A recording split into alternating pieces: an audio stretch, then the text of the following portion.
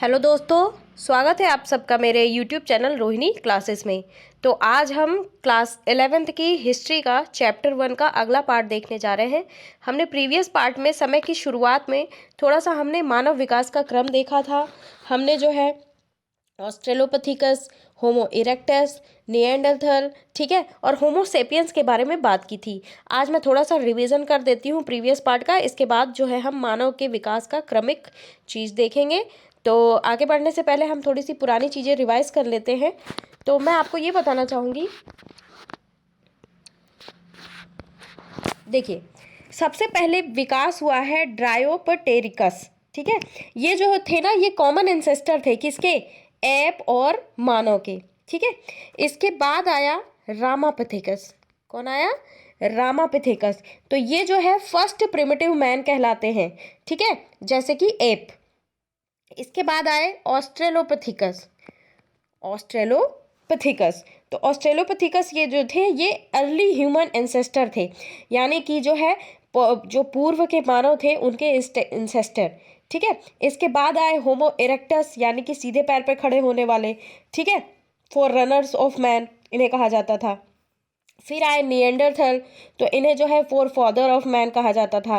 और इसके बाद आए हैं क्रोमेग्नॉन, और इस सबसे लास्ट में आए हैं होमो सेपियंस, जिसे कि हम मॉडर्न मानव यानी कि आधुनिक मानव कहते हैं। और आज हम आधुनिक मानव के ही बारे में डिटेल वे में स्टडी करेंगे। तो चलिए बिना किसी देरी के स्टार्ट करते हैं। तो बात कर लेते हैं मानव के क्रमिक विकास की कहानी। सबसे पहले हम ये टेबल की चीज़ें देख लेते हैं, इसके बाद हम आगे बढ़ते हैं। तो आधुनिक मानवों के प्राचीनतम जीवाश्म, देखिए कहाँ मिले और कब मिले इसके बारे में हम देख लेते हैं। कभी कभी एग्जाम में ये भी पूछ सकता है। देखिए इथोपिया, ठीक है, इथोपिया में कब मिले? 1,95,000 से 1,60,000 वर्ष पूर्व। दक्षिणी अफ्रीका बॉर्डर गुफा द केल्डर्स, क्लासीज नदी का मुहाना 1,20,000 से 50,000 वर्ष पूर्व। मोरक्को दर एस सुल्तान 70,000 से 5,000 दर। इजराइल कफजे स्कुल तो 1,00,000 से 80,000। ऑस्ट्रेलिया 45,000 से 35,000 और बोर्नियो 40,000। फ्रांस क्रोमेग्नॉन लेस आइसिस के पास 35,000, ठीक है। इसी प्रकार अब हम देखेंगे कि आधुनिक मानव किस प्रकार जो है स्थापित हुए और किस प्रकार जो है इनकी जो है प्रतिस्थापना हुई, इसके बारे में भी हम डिटेल में देखते हैं। अब हमने ये तालिका तो देख ली, ठीक है, और हम ये देखेंगे कि होमो सेपियंस जो है इसके अस्तित्व के बारे में जो प्राचीनतम साक्ष्य मिले हैं, ठीक है, वो हमें अफ्रीका के भिन्न भिन्न भागों से मिले हैं। यानी कि अब प्रश्न ये उठता है कि मानव की उत्पत्ति का केंद्र कहाँ था? क्या यह केंद्र एक ही था या फिर बहुत से थे? तो जाहिर सी बात है कि हमें ये समझने का प्रयास करना चाहिए कि मानव उत्पत्ति के केंद्र जो है अलग अलग रहे होंगे, ठीक है। क्वेश्चन ये उठ रहा है कि आधुनिक जो मानव थे इनका उद्भव कहाँ हुआ, ठीक है, और इस प्रश्न पर बहुत वाद विवाद हुआ। जाहिर सी बात है कि जब खोज कर रहे होंगे तो इसमें बहुत सारे वाद विवाद जो है उठे होंगे। और इस विषय पर दो मत जो है बहुत प्रचलित है और दोनों मतों के बारे में हम बहुत डिटेल में पढ़ने वाले हैं। इसमें से सबसे पहला मत है क्षेत्रीय निरंतरता मॉडल, ठीक है। अभी मैं इसको आपको डिटेल में भी समझाऊंगी। तो अब ये क्षेत्रीय निरंतरता मॉडल क्या है? यानी कि कहने का मतलब ये है कि अनेक क्षेत्रों में, ठीक है, अनेक क्षेत्रों में अलग अलग मनुष्यों की उत्पत्ति हुई। और दूसरा मत था प्रतिस्थापन, यानी कि रिप्लेसमेंट, एक स्थान से हटा के दूसरे स्थान पर स्थापित करने को क्या कहा जाता है? प्रतिस्थापन। यानी कि जिसके मुताबिक मनुष्य का जो उद्भव है, ठीक है, एक ही स्थान यानी कि अफ्रीका में हुआ। और ये तर्क जो है वर्तमान मानव में दिखने वाले लक्षणों की क्षेत्रीय विविधताओं पर भी आधारित है, ठीक है, कि जो है मनुष्य एक ही स्थान पर जो है पैदा हुआ। तो देखिए जो क्षेत्रीय निरंतरता मॉडल है ना, इसके अनुसार भिन्न भिन्न प्रदेशों में रहने वाले होमोसेपियंस का जो है आधुनिक मानव के रूप में विकास धीरे धीरे अलग अलग रफ्तार से हुआ। और इसीलिए देखिए आप, आधुनिक मानव जो है ना दुनिया के भिन्न भिन्न भागों में पहली मर्तबा अलग अलग स्वरूप में दिखाई दिया, ठीक है। और ये जो तर्क है ना, ये आज के मनुष्यों के लक्षणों में विभिन्नताओं पर आधारित है। अब इस दृष्टिकोण से अगर देखा जाए तो इसके अगर समर्थन में बोला जाए तो ये जो असमानताएं हैं ये एक ही क्षेत्र में पहले से ही रहते हुए जो होमो इरेक्टस थे और होमो हाइडेलबर्गेसिस थे, इन समुदायों में पाई जाने वाली विभिन्नताओं का कारण है। अब आइए थोड़ा सा डिटेल में समझने का प्रयास करते हैं कि प्रतिस्थापन और क्षेत्रीय निरंतरता है क्या। ठीक है, प्रतिस्थापन जैसा कि मैंने आपको बताया कि एक स्थान से दूसरे स्थान पर स्थापित करना, यानी कि मानव जाति वही रहेगी, उसके पुराने रूप रहेंगे, चाहे वो कहीं भी थे, बदल गए। क्या हो गए? बदल गए। उनका स्थान पूरी तरीके से जो है आधुनिक मानव ने ले लिया। और ये जो विचारधारा थी, यानी कि ये जो प्रतिस्थापन की विचारधारा थी, इसका समर्थन में जो है इस साक्ष्य से होता है ना कि जो है साक्ष्य यानी कि विटनेस।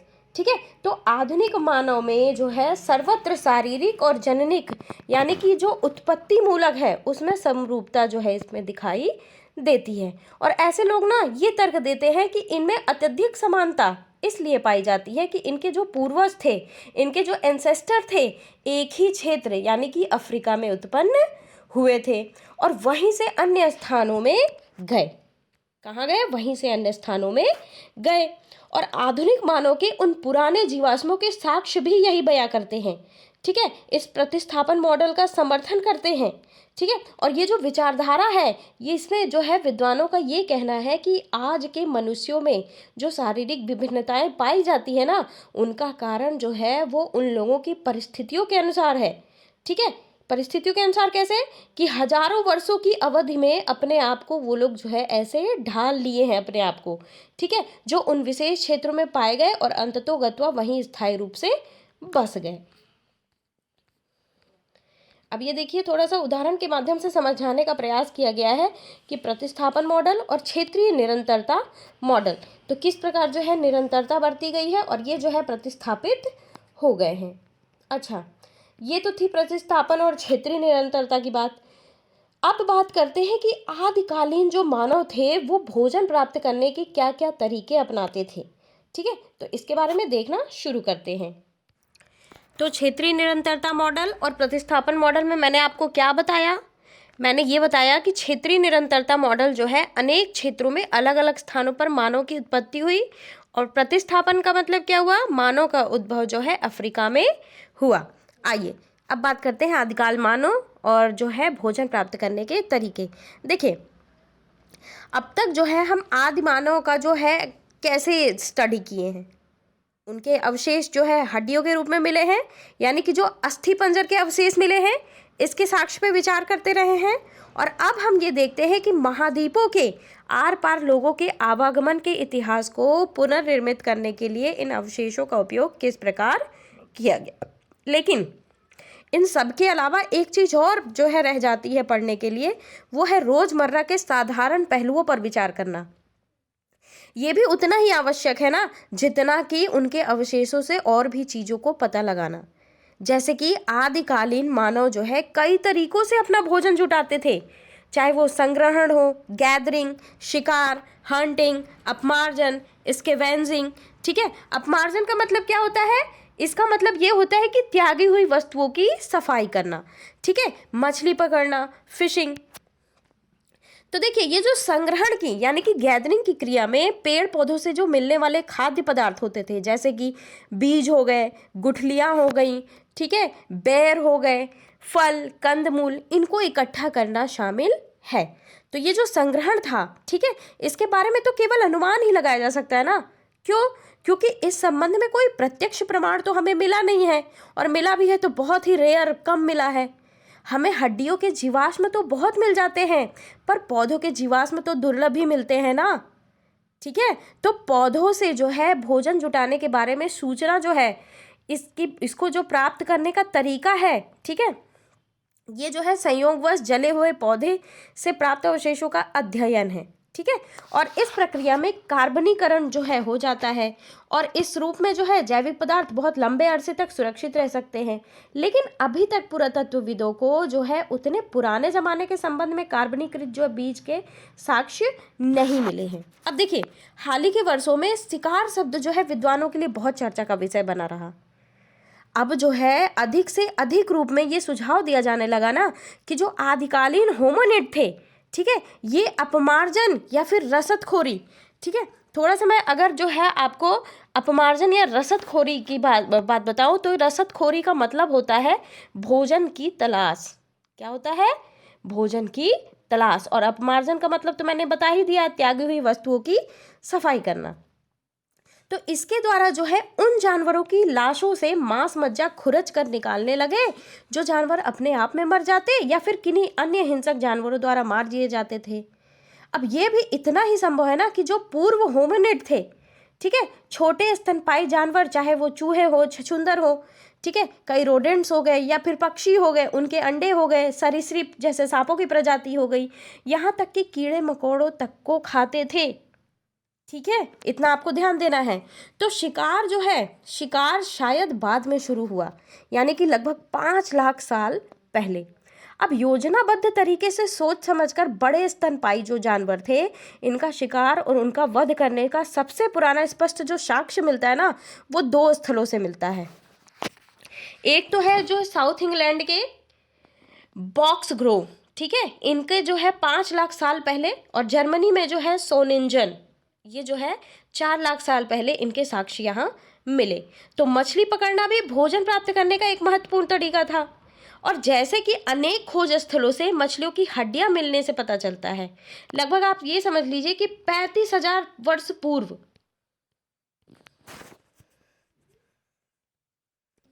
तो योजनाबद्ध तरीके से शिकार करने के साक्ष्य जो है ना, कुछ यूरोपीय खोज स्थलों से मिलता है।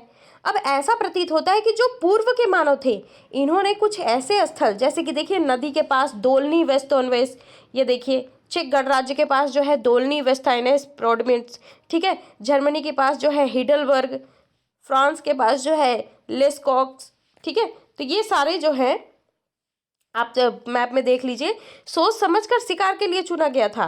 अब आप रेंडियर और घोड़े को देखिए, ये स्थान बदलने वाले जानवर हैं, ठीक है। झुंड के झुंड पतझड़ और बसंत के मौसम में ना उस संभवतः जो है नदी पार कर जाते थे, और तब उनका बड़े पैमाने पर शिकार किया जाता था। और इन स्थलों से चुनाव जो है इस बात का द्योतक है कि लोग जो है जानवरों की आवाजाही के बारे में और जो है उन्हें जल्दी से बड़ी संख्या में मारने के तरीकों के बारे में भी जानते थे।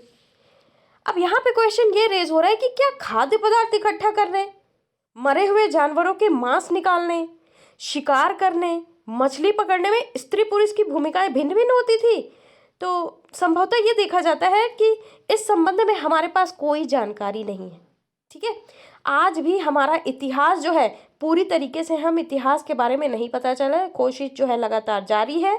और आज भी ऐसे अनेक समाज हैं जो शिकार और संग्रहण के बल पे अपना भरण पोषण करते हैं। ठीक है, और क्या, इनमें स्त्री पुरुष जो है भिन्न भिन्न क्रियाकलाप करते हैं, लेकिन जैसे कि जो है हम इस अध्याय के परवर्ती अनुभागों में देखेंगे, तो अतीत के साथ सदैव समांतर तुलनाएं जो है सुझाना संभव नहीं है।